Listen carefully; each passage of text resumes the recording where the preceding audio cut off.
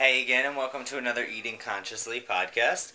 I'm Ed, and today I'm going to show you how to make a vegan gravy. So this is actually a really basic gravy recipe. And yes, I am wearing pajamas right now, but it's my video, so I'll wear whatever I want. But basically, you can use this recipe to make all different types of gravy. Depending on what kind of stuff you have around.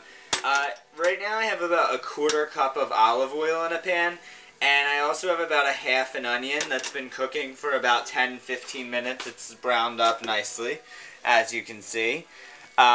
So to the pan, and this is the base for any gravy recipe. Sometimes I actually don't use onions. I'll use mushrooms instead, so it'll make a nice mushroom gravy. But like I said, there's a quarter cup of olive oil, maybe half an onion diced, or mushrooms or whatever else you want to put in there. And then I'm just going to add about 2 tablespoons of, actually about 3 tablespoons of whole wheat pastry flour. And if you have all-purpose flour, that's fine too. The only flour I just don't really like to use in this is regular whole wheat flour. It just tends to be a little too grainy and won't give you as smooth of a texture, so that's why I like to use the whole wheat pastry, because you're still getting the whole wheat, but it's a much finer grind. So if you can see what I'm doing here, so that when the oil and the flour mix together, that makes a roux. And what that's going to do is, it's going to do 2 things. It's going to cook some of the floury taste out of the flour, so that your gravy doesn't have that taste to it. But it's also going to make sure that the flour incorporates evenly into the oil, so that way when you add the liquid to it, you're not going to end up with a bunch of lumps from the flour. So you just want to turn the heat up to maybe around medium, and we're just going to cook this for about 2 or 3 minutes. So, as you can see, this is browned up rather nicely here. It's been cooking for about 2 or 3 minutes. And what I'm going to do at this point is add some water to it. Now, you can see mine's still pretty liquidy. You know, if you like a thicker gravy, because I know some people like their gravies really thick, you can just add a couple more tablespoons of flour, and what that'll do is give you more like a paste that you'll have in here, and you just cook it the same way. Just you want to stir constantly because you don't want it to stick to the bottom, but you just stir the paste around. So it really just depends on how thin or how thick you like your gravy. But actually, right before I add the water, I'm going to just turn the heat down a little bit, turn it down to medium, low, and I'm going to add some fresh cracked black pepper in here. That's kind of like an essential spice that we need in here. And we also want to make sure we put a decent amount of salt, or as what I normally do is I put a little bit of salt, and then I add about 2 tablespoons of tamari. And what the tamari does is give it like a really smoky flavor, almost.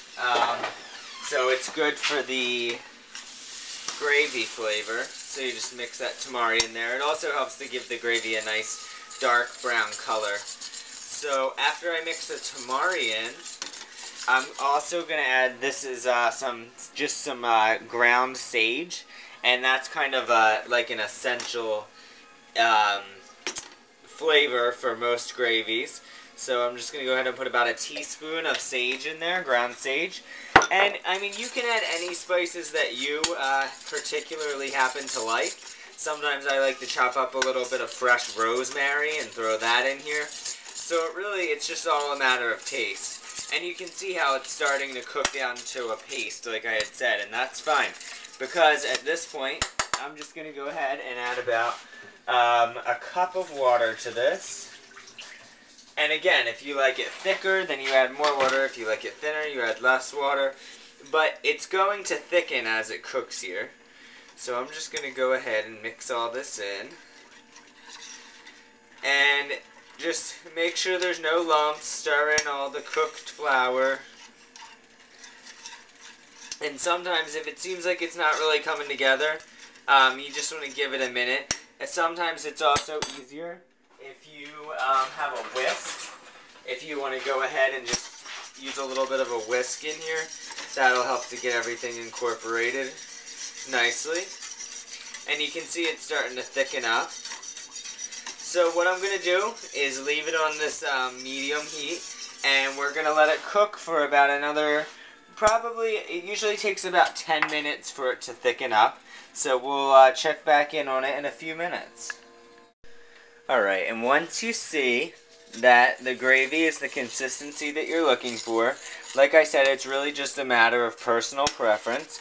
My gravy looks about just like regular traditional gravy style, but like I said, some people like it a little thinner, some people like it a little thicker, so it's really, you do whatever you want with it. But just remember, the three things that you really need that are really essential for the gravy are the oil, which is the fat, the flour, which is going to thicken it, and then just some amount of liquid. And it's all going to cook down and make a nice thick gravy, and then it'll taste like whatever spices you want to use. So it's pretty quick, it's pretty easy. I think this took me about less than 15 minutes altogether. So now I'm going to go cook my field roast, and then I'll be topping it with this after it's done. Alright, well, hope you look forward to the next video.